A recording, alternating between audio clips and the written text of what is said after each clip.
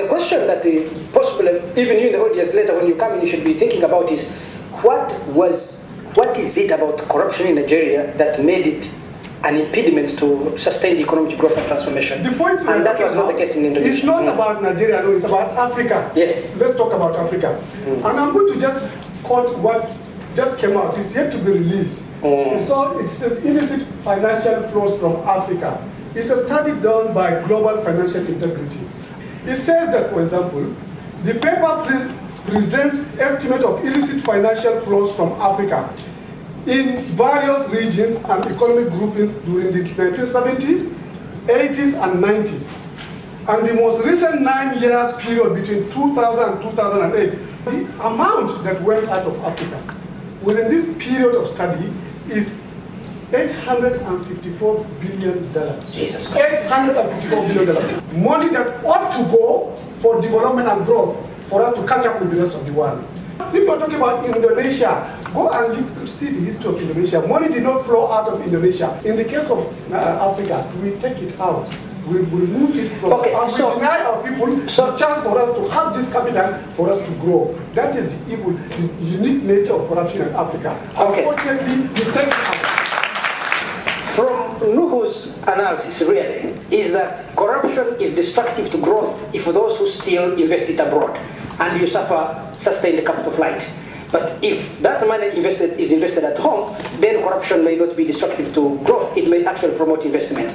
By the way, I believe that if the thieves don't externalize their theft and they invest at home, corruption will not be destructive to growth. I don't see it as uniquely African. It certainly is insidious and destructive to Africa's development, as it is in every other part of the world that I've worked in. Private equity, which is really investing in individual enterprises from very small to medium to large, is the type of investing that combats corruption because of one very specific thing. Unlike all other types of investing, private equity investors at all levels are investing in companies where once they put their money on the table, they are at risk for an extended period of time.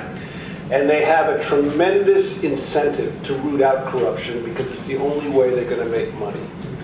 And if I had my druthers, I would have to say that if there's one thing that we can do to both combat corruption and to enhance development in Africa is to build up the private sector through more investment. And the only way it's going to happen is through private equity. I will tell you, because there aren't capital markets, they're not equity markets. And so it's something you should focus on.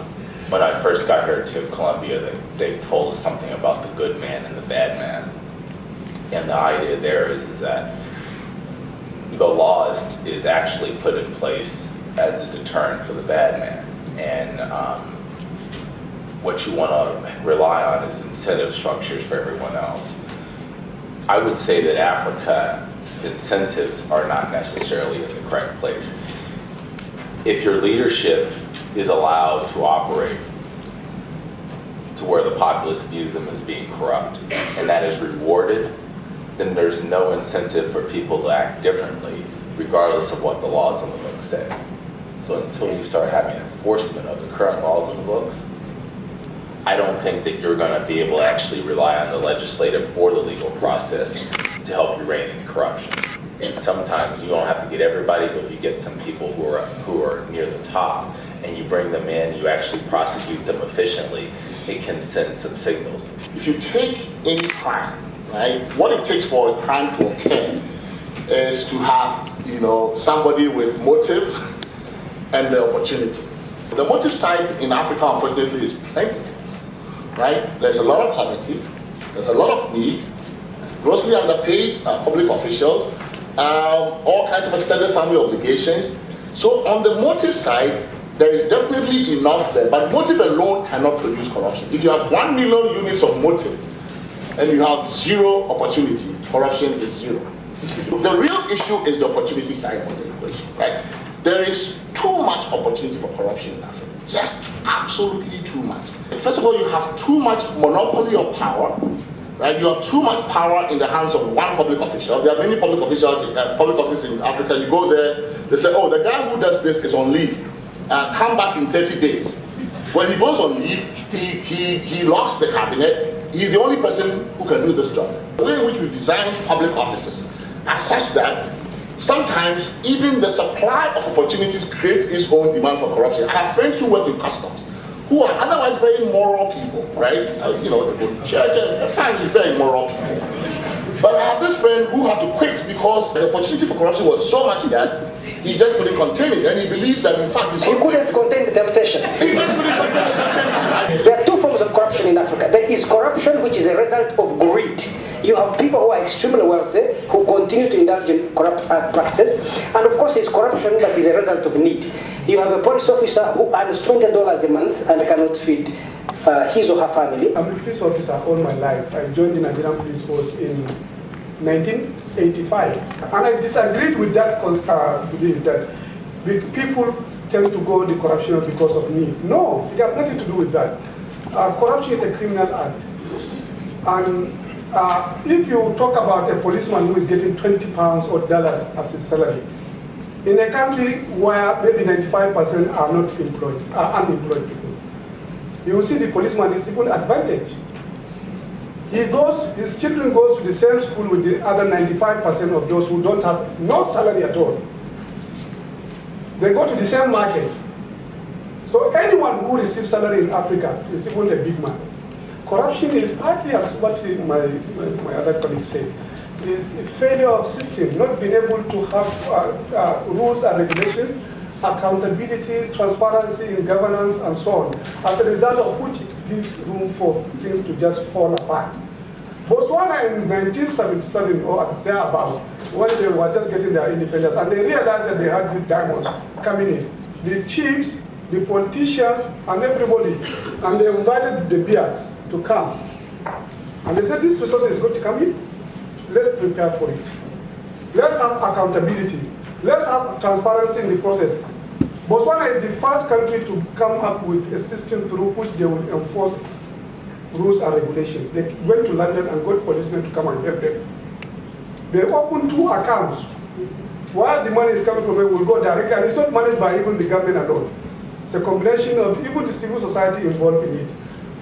If you see today what Rwanda is going through, what is happening in Rwanda, it's simply because one individual, Paul Kagame, came and said that, well, we just have to have these rules and we must enforce them. I think for institutions to work, they must be rooted in the people's traditions and nourished by a society's nutrient culture, and nutrient norms and traditions. If you get a legal regime out of Europe, which is I think what most of Africa has, and superimpose it on a society whose values may actually be, and norms may be different from the requirements of that legal regime, can it work? Do laws work without the social context in which they evolve? No. Africa has been out of colonialism for a while. I think there's enough time for Africa to have put its own laws into effect. I'm willing to assign, responsibility to colonialism for what has occurred that is in Africa, the same way I'm willing as African American to assign racism its due role in what it's done to American society. But at some point in time, that becomes a hurdle and not a wall, and we need to start getting over that hurdle. The issue really is if I look at something like the Foreign Corrupt Practices Act here in the U.S., and then what's been passed in most of the OECD countries is anti-corruption laws.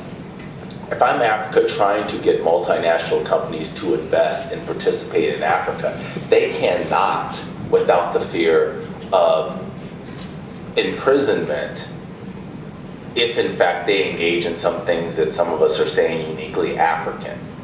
And so that in itself is going to be a barrier for Africa in order, as it seeks to engage with the rest of the world, because the rest of the world has put up these constructs for the multinational companies that says that there are certain things you can't do.